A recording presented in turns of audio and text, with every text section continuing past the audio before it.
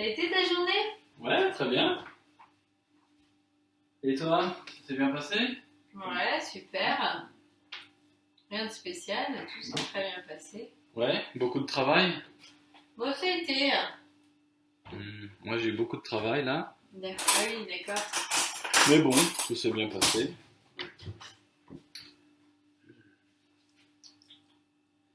Et avec les enfants, ça a été? Oui, ça a été. Bah, tu sais que j'ai appelé mamie cet après-midi. Mamie? Ah. Hmm. Elle va bien? Bah, très bien, oui, oui, ça va très bien. Et puis, tu sais, comme on s'est pas vu depuis très longtemps, depuis le confinement, là, je me suis dit, bah tiens, ça tombe bien parce que ce midi, j'ai fait une tarte à la rhubarbe. Ah Et oui? tu sais, c'est son dessert préféré, donc je lui ai gardé une part. Ça me permettra de lui donner demain, tu sais, elle n'a pas le temps, elle peut pas. Enfin, c'est pas qu'elle n'a pas le temps, mais elle peut pas cuisiner une tarte pour elle toute seule, donc elle sera très contente demain de retrouver sa part de tarte. Ah oui? Ah ouais? Ah oui, oui, oui, ça fait longtemps qu'on l'a pas vu, mamie, ouais. C'est une super idée, ouais. Et à part ça, ouais, tout va bien alors, donc tu disais, hein? Oui, ouais, ça va bien, ouais. Qui c'est qui a mangé la tarte? Philippe? Comment? Qui a mangé la tarte, là, de mamie? Quelle tarte? Bah, il y avait de la tarte, c'est ce que je t'ai dit, là. C'est qui? Ah, je sais pas, j'étais pas là de la journée. Sûrement les enfants, non? Bah, les enfants. Ou alors c'est peut-être lui, non? Bah, Chamallow, il va ouvrir le frigo et manger une part de tarte? Non, mais Philippe, t'es pas sérieux, là. Oups. Salut les explos! Comment ça va? Ça faisait longtemps! Ah ouais, ça faisait un petit moment, hein? Il s'en est passé des choses. Ouais, vous nous avez manqué en tout cas. Eh oui, tout à fait. Et depuis, certains ont certainement repris l'école, d'autres... D'autres sont encore à la maison, Bah mais oui. j'espère que vous travaillez sérieusement, hein. Que ce soit à l'école ou à la maison, on est sérieux, on bosse. Passez l'année prochaine dans la classe supérieure. Eh oui, tous au CP l'année prochaine. Alors, Philippe, les explos sont un peu plus grands que ça. Ah oui, pardon, je me suis trompé d'émission. Ah là là, bon. Mais non, je plaisante, je sais bien, vous êtes tous en terminale l'année prochaine. Allez, et si on démarrait en priant, n'est-ce pas? Oui, on va prier. Alors, c'est moi qui prie aujourd'hui, d'accord? Ah là là, c'est toujours toi, la plus spirituelle, c'est ça? Mais toi aussi, tu peux prier, Philippe. Ah, En fait, prier, c'est juste parler à Dieu. eh bah oui. Donc, tout le monde peut prier. Si vous savez parler, vous pouvez prier.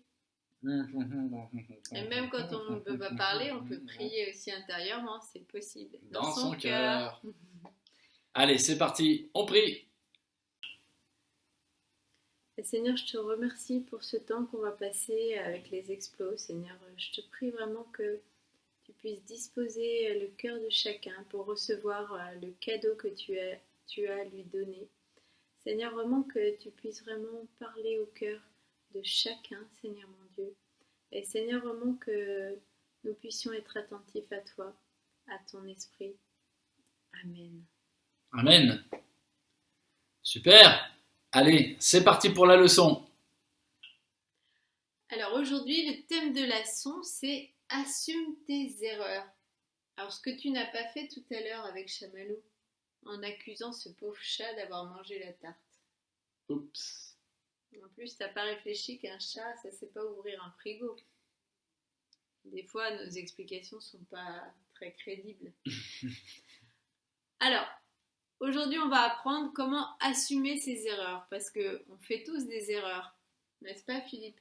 Quelquefois, mais tu as bien dit tous, c'est-à-dire toi inclus. Exactement. Même moi, et oui. Moi aussi, je fais des erreurs, malheureusement. Ouais, assume tes erreurs, frérot! Mes chers compatriotes, il est très important d'assumer ses erreurs. C'est tout ce que j'avais à dire.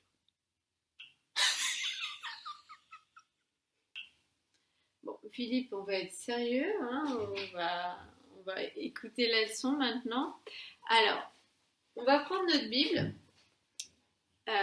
donc c'est dans l'Ancien Testament, dans 1 Samuel 13.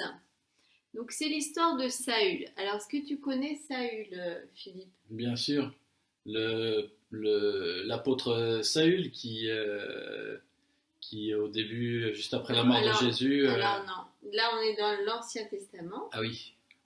Donc Jésus n'était pas encore venu, donc c'est avant. Hmm, Donc Saül c'est le premier roi d'Israël. Ah mais oui, mais je le savais. Bah oui. Donc c'est juste Bah, bien avant sûr. David. Bien sûr. Et Saül, alors on va le voir dans cette histoire, c'est qu'il y avait des ennemis d'Israël. Est-ce que tu les connais? Ce sont les Philippiens. Non, les Philistins. Ah pardon, les Philistins. Les Philistins, c'était les ennemis jurés d'Israël. Et là, ils s'étaient tous rassemblés pour faire la guerre à Israël.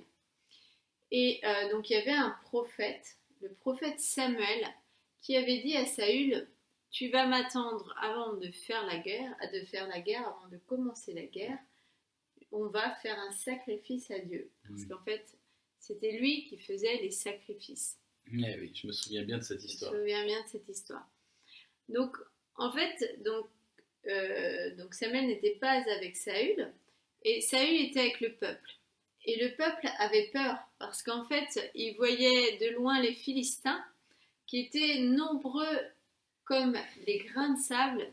C'est ce que dit la parole. Ils étaient nombreux comme les grains de sable. Et ça devait faire très peur, bah oui. Ça leur faisait, voilà, c'était très très stressant. Et Samuel, donc le prophète Samuel, avait demandé à Saül de l'attendre pendant 7 jours. Et le 7e jour, il ferait le sacrifice à l'Éternel. Donc Saül est avec le peuple, il voit les Philistins en loin, et il attend. Il attend pendant 7 jours. Donc il a bien respecté le délai. Mais là, en fait, Samuel qui devait arriver pour faire le sacrifice ne vient pas au moment prévu. Donc là, le stress monte et le peuple aussi met la pression à Saül. Donc Saül avait beaucoup de pression et il a dit: bon, je vais faire moi-même le sacrifice. Grave erreur. Grave erreur, parce que c'est vrai que, en fait, il pouvait être tenté de le faire, mais non, c'est bon, finalement il m'a dit ça, mais bon, moi je vais juste changer un petit peu le plan, mais lui il n'est pas venu à temps. Mais c'était le prophète, et le prophète parlait de la part de Dieu. Et parfois aussi Dieu il nous dit certaines choses, mais il veut aussi savoir est-ce qu'on va écouter ce qu'il nous a dit.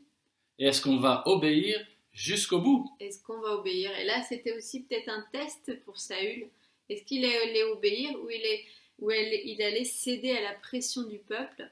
Il allait céder à la peur aussi, la peur de voir les Philistins qui arrivaient. Et donc Saül cède à tout ça et fait le sacrifice pour Dieu. Alors c'est vrai qu'on peut se dire oui, mais c'était pour faire un sacrifice à Dieu, c'est peut-être c'était d'un bon cœur, mais en fait Dieu avait dit d'attendre Samuel. C'est Dieu qui fixe les règles, c'est pas à nous de savoir ou de dire si on est d'accord, si on pense qu'il faudrait faire autrement. Si Dieu a dit quelque chose, c'est lui qui décide. Exactement. Et malheureusement, pour Saül, pile au mauvais moment, qui arrive?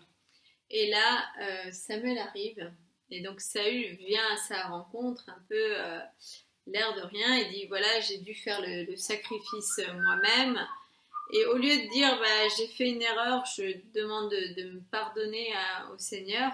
Souvenez-vous, assume tes erreurs. En fait, Saül se trouve des excuses. Et donc essaye de faire passer en fait cette erreur comme si c'était pas grave. Mais Dieu avait dit d'attendre, et donc Samuel lui dit l'obéissance vaut mieux que les sacrifices. Et ça c'est très important pour nous aujourd'hui, de se dire qu'il vaut mieux obéir à Dieu que de se dire mais oui mais je fais un sacrifice, c'est pour Dieu. Oui mais qu'est-ce que Dieu t'a demandé de faire? Ou parfois même, ça peut être obéir à ses parents, parce que Dieu nous demande aussi d'obéir à ses parents. Et même si après on leur fait des cadeaux, non, il faut obéir à ses parents. Et donc, ce que Saül n'a pas fait, d'obéir à Dieu, et en fait, ça a eu des graves conséquences ensuite pour sa vie, puisque en fait, Dieu a dit qu'il allait retirer la royauté à Saül, et qu'il allait donner cette royauté à quelqu'un d'autre. Et on verra après que ça sera à David. C'est David qui va devenir roi d'Israël. Donc ce qui est important, c'est vraiment de retenir dans cette histoire, c'est que là, Saül n'a pas assumé ses erreurs. Il aurait pu demander pardon et vraiment se repentir, dire c'est vrai, j'ai fait une erreur, mais je te demande pardon, et demander pardon au Seigneur. Parce qu'on a vu dans la Bible, on a beaucoup d'histoires où les gens demandent pardon et le Seigneur, après des fois nos erreurs ont des conséquences, mais le Seigneur nous pardonne. Donc c'est très important. Oui, il a cherché des excuses, il a cherché à se faufiler, en disant oui, mais je fais, mais ce blabli, blablabla. Mais non, c'est pas ça que le Seigneur veut. Un peu comme toi avec Chamallow, en fait. Ah, ça me rappelle une histoire, oui, effectivement. Tu sais, la prochaine fois, tu me diras que c'est toi, et puis je referai une autre tarte. On va lire une autre histoire, et elle se trouve toujours dans 1 Samuel, mais cette fois-ci 1 Samuel 15. Et ça parle à nouveau... 15. Ça parle, merci Philippe, ça parle à nouveau de Saül. Décidément, le pauvre Saül, il avait un petit problème avec l'obéissance. Oui. Alors en fait, à nouveau, il doit se battre contre des ennemis et Dieu lui donne la victoire sur Amalek. Donc c'est un autre ennemi d'Israël, pas une personne mais un peuple. Et ce sont des ennemis d'Israël. Et Samuel, donc le prophète Samuel avait dit à Saül de tout vouer par interdit. C'est-à-dire qu'en fait, il devait se débarrasser de tout ce qu'ils avaient comme butin. Des fois, quand on se battait contre un ennemi, on récupérait le butin, c'est-à-dire on récupérait les troupeaux, ça pouvait être des trésors, ça pouvait être plein de choses. Et là, en fait, il ne devait rien garder. Tout détruire. Tout détruire. Complètement. Et donc, c'est ce qu'il devait faire. Mais Saül s'est dit, bon, c'est quand même dommage de détruire un bétail comme ça, des beaux moutons. Des belles bêtes, hein. Exactement. Et donc, il a dit, je vais les garder. Et du coup, il garde les meilleures bêtes. Parce que le peuple, encore une fois, faisait pression. Les gens qui s'étaient battus, ils disaient oh, non, pourquoi on va tout détruire? Donc, Saül, il entend d'un côté la voix de Dieu avec le prophète, et de l'autre oreille, la voix du peuple. Et le peuple était de mauvais conseils, parce que des fois, c'est vrai, ce que Dieu nous dit, ça peut sembler pas très logique, parce que nous, c'est pareil. La voix de Dieu, parfois, on a du mal à l'entendre par rapport à la voix du monde, ce que nous disent les copains, de faire des choses qui ne plaisent pas au Seigneur. Et en fait, là, Saül a écouté le peuple, encore une fois, et ça a été pour sa perte, parce que du coup, il a gardé les meilleures bêtes alors qu'il devait les détruire. Et alors, écoutez bien, la bonne excuse. Alors, la bonne excuse, c'est vrai que Saül, il paraissait très bien intentionné. Et très spirituel. Très spirituel. Il a dit que c'était pour faire un sacrifice à Dieu.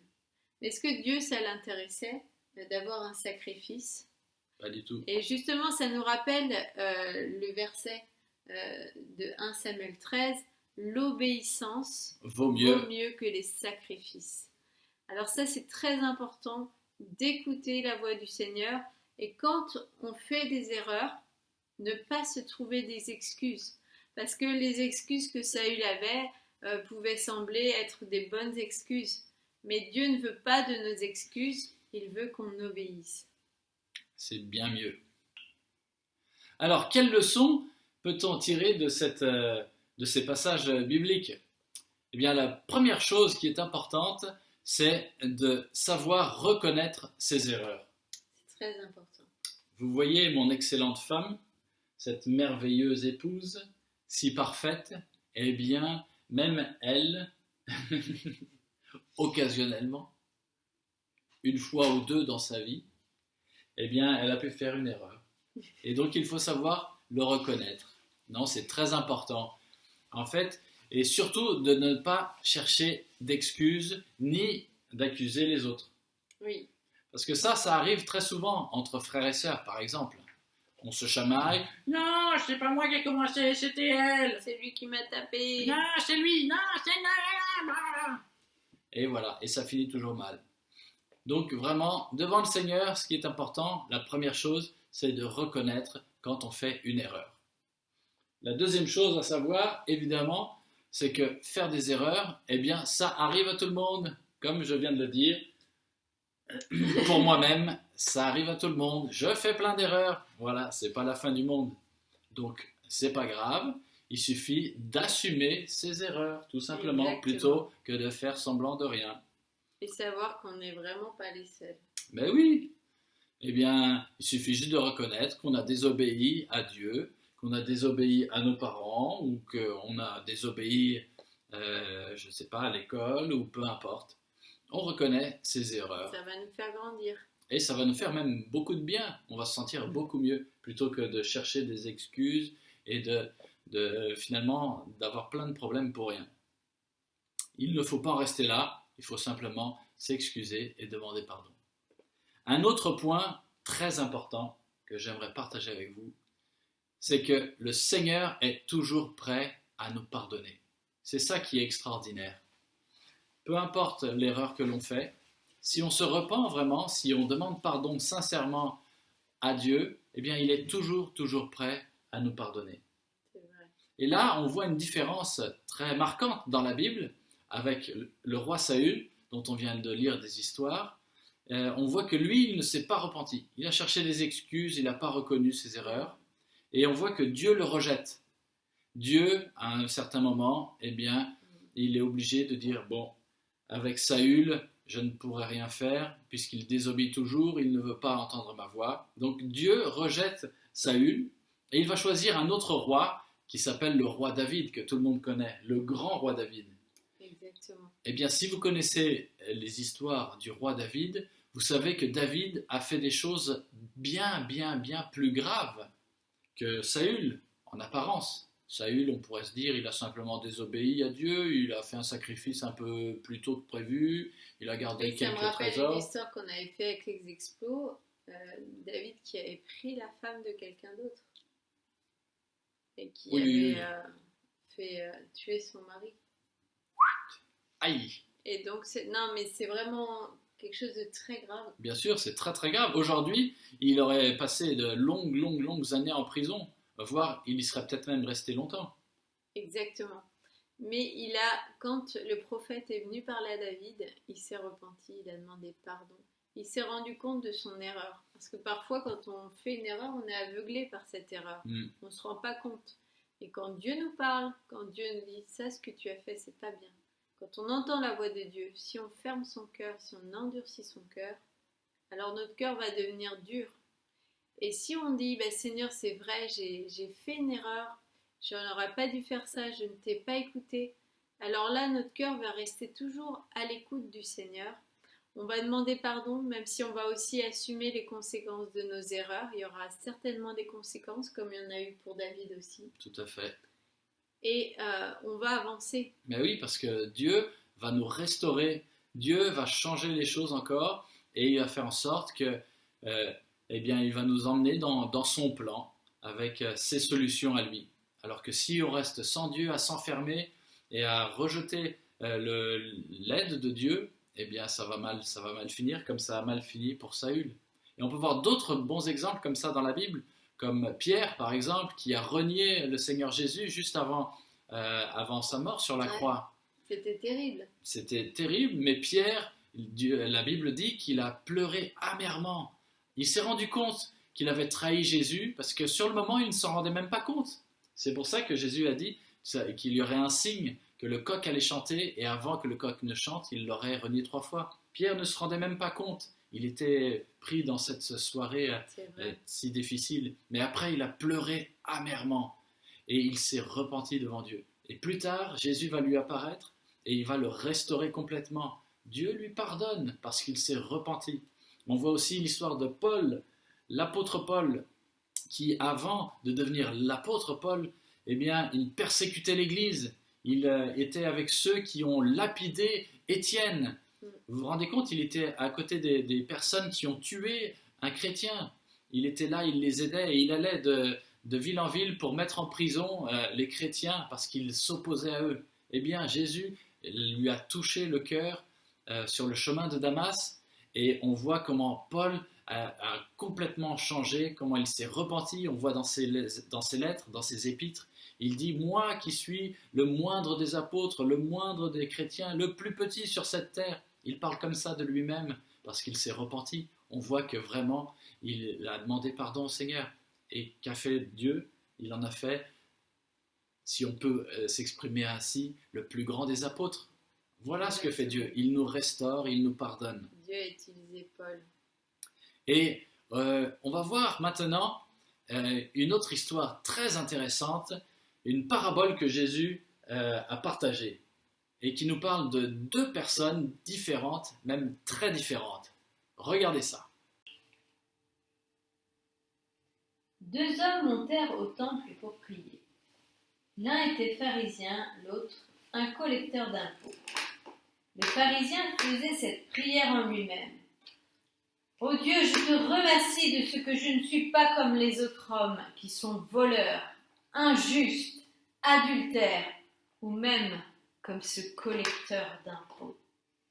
Je jeûne 2 fois par semaine et je donne la dîme de mes revenus. » Le collecteur d'impôts, lui, se tenait à distance et n'osait même pas lever les yeux au ciel, mais il se frappait la poitrine en disant « Ô Dieu, aie pitié de moi qui suis un pécheur. » Je vous le dis, lorsque ce dernier descendit chez lui, il était considéré comme juste, mais pas le pharisien.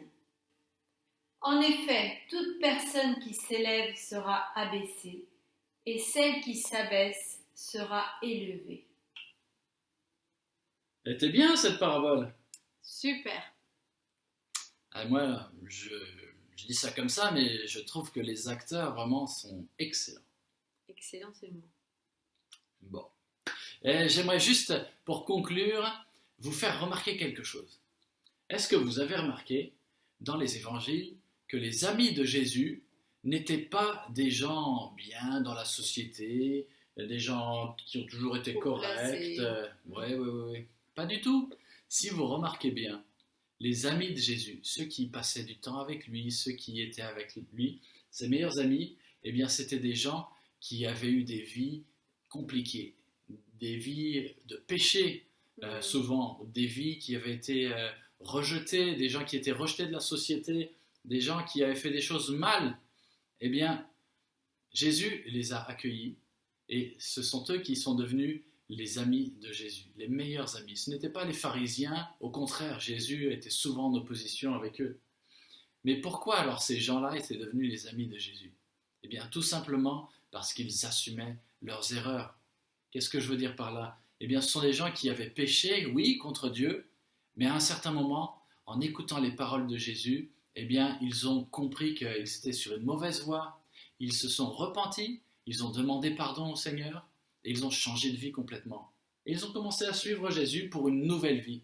Et Jésus les accueillait à bras ouverts. Jésus leur donnait tout son amour. Et donc si vous regardez attentivement dans les évangiles, vous verrez les vrais amis de Jésus, ceux qui étaient avec lui, c'était des gens qui avaient eu des vies, qui avaient été parfois des vies avec beaucoup de péchés. Mais tout ça, Jésus l'a effacé en leur pardonnant. C'est ça qui est extraordinaire. Ça me rappelle l'histoire de Zachée. Tout à fait. Zachée qui avait volé, qui avait pris de l'argent. Quand il a vu Jésus, sa vie a complètement changé. Chut, ne raconte pas tout. Voyons voir tout de suite.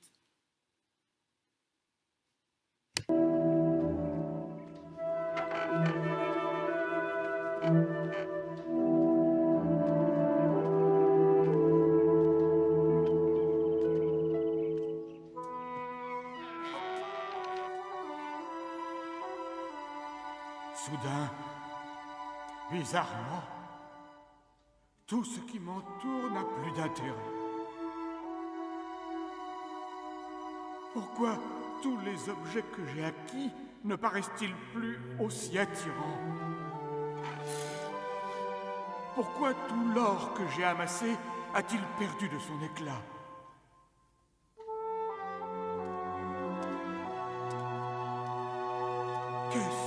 ceci comparé au trésor céleste? Que sont toutes ces choses comparées à l'amour et à la grâce? Que me restera-t-il si j'abandonne tout cela? Qui suis-je sans tous ces biens qui me font valoir? Jésus, tes paroles et tes miracles font que je m'agenouille devant toi. Assiste-moi, guéris-moi, s'il te plaît. Oh.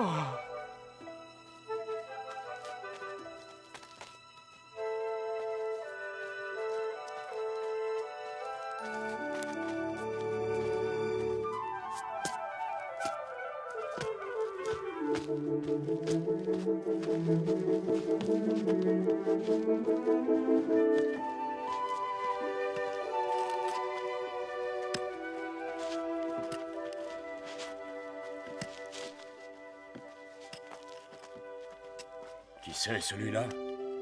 On dirait Zachée. Le publicain? Qu'est-ce qu'il fait, perché là-haut? Probablement espionne-t-il pour le compte des Romains. Zachée. Oui? Zachée. Ne reste pas là-haut. Tu devrais descendre. Parce qu'aujourd'hui, je dois me rendre dans ta maison. Tu veux dire que tu vas aller chez moi, entrer dans ma maison?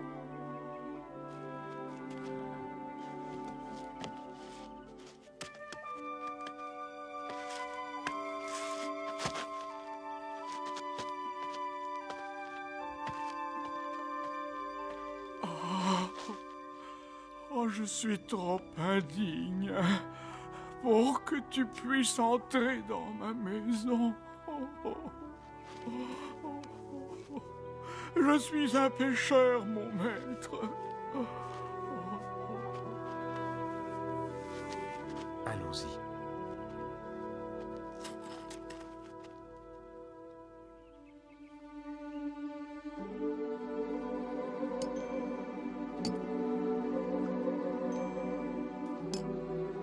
Je ne suis pas venu en ce monde pour rencontrer uniquement les vertueux, mais aussi pour rechercher et sauver les brebis égarées.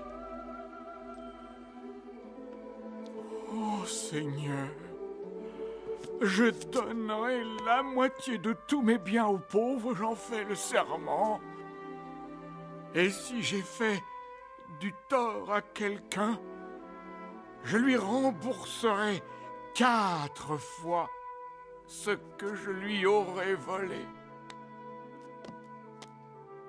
Zachée, en ce jour béni, le salut est descendu sur ta maison.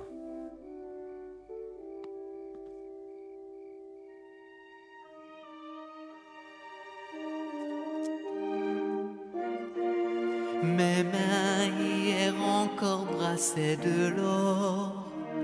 Mon cœur vide était plein de remords. Mais ma fortune est bien plus grande encore en offrant mon trésor.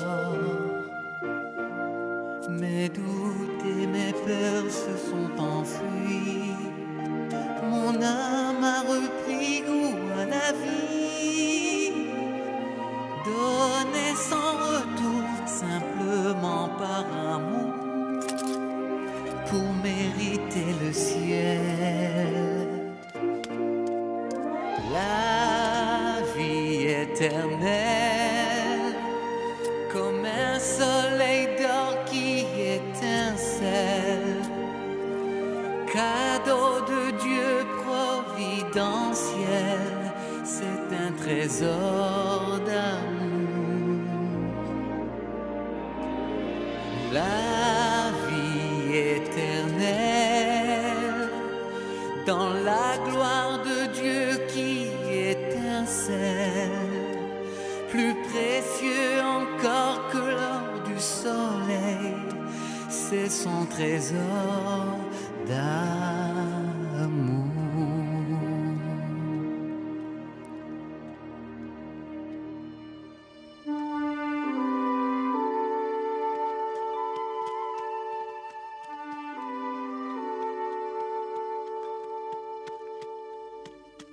Que vos cœurs ne s'attachent pas aux richesses terrestres, là où les biens et l'oisiveté corrompent, là où les brigands vous détroussent.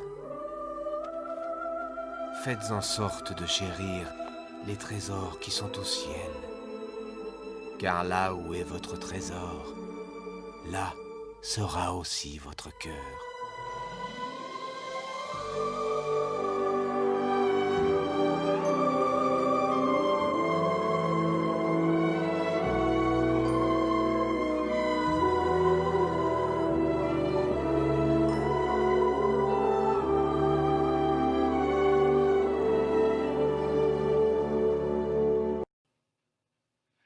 Voilà les explos. Eh bien, on espère que vous avez apprécié cette leçon aujourd'hui. Nous, on s'est bien amusé avec vous, n'est-ce pas? Ouais, c'était super. Et Philippe, dis donc, tu nous as pas donné le verset du jour. Ah, mais oui. Hop, j'ai ma Bible. Eh bien, le verset du jour, il se trouve dans les Proverbes, au chapitre 10 et au verset 17. Proverbe 10, 17. Celui qui garde l'instruction prend le chemin de la vie, mais celui qui oublie la réprimande s'égare. Je répète, celui qui garde l'instruction prend le chemin de la vie, mais celui qui oublie la réprimande, eh bien il s'égare, comme Marie. Je me suis égarée, je suis désolée. J'ai besoin de le relire. Alors, tu peux me relire encore une fois?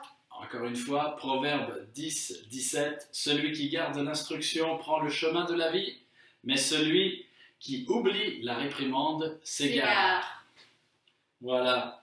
Donc, n'oubliez pas, quand on se trompe, quand on fait des erreurs, il faut assumer ses erreurs, reconnaître ses erreurs, demander pardon au Seigneur et aux personnes à qui on a désobéi et apprendre avec cette leçon. C'est ce que nous dit ce verset. Apprendre pour ne pas recommencer la prochaine fois. Pour ne pas s'égarer, comme Saül s'est égaré et a perdu la royauté parce qu'il a désobéi. Il n'a pas accepté la réprimande du Seigneur. Mais oui, il a rejeté la faute sur les autres, c'est leurs autres, toujours les autres. C'est toujours la faute aux autres. Eh bien non, pas avec nous, n'est-ce pas? Bon. Eh bien, avant de nous quitter, on va vous lancer un défi pour cette semaine. Qu'est-ce que tu nous proposes? Alors, c'est toi qui dois me dire le défi. Eh bien oui, cette semaine, eh bien tout simplement, on vous propose de réfléchir à votre propre expérience et de vous souvenir d'une erreur ou d'une désobéissance que vous avez faite, quelque chose où vous avez désobéi à vos parents, vous avez fait quelque chose que vous saviez pertinemment qu'il ne fallait pas faire, eh bien vous allez réparer cette erreur. Des fois, on fait des erreurs ou des choses sans faire exprès.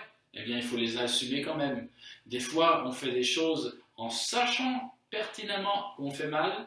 Eh bien, c'est la même chose. Il faut assumer ses erreurs et réparer son erreur. Par exemple, toi, qu'est-ce que ça pourrait être Eh bien, dans mon exemple, vous vous souvenez mon histoire avec la tarte pour mamie? Moi, je m'en souviens bien, oui.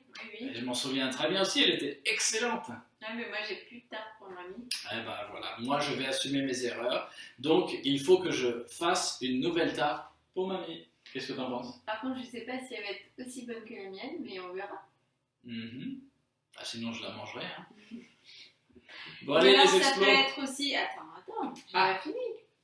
Ça pourrait être aussi, vous avez cassé un vase, qu'est-ce que vous allez faire? Vous allez en racheter un autre. Et puis c'est la fête des mères, ne l'oubliez pas, dimanche c'est la fête des mamans. Alors si vous avez fait des erreurs et vous avez cassé quelque chose à votre maman, ou même si vous voulez lui faire plaisir, n'oubliez pas de lui faire un petit cadeau. Voilà. N'oubliez surtout pas. Bon, eh bien nous, on n'oublie pas de vous dire au revoir.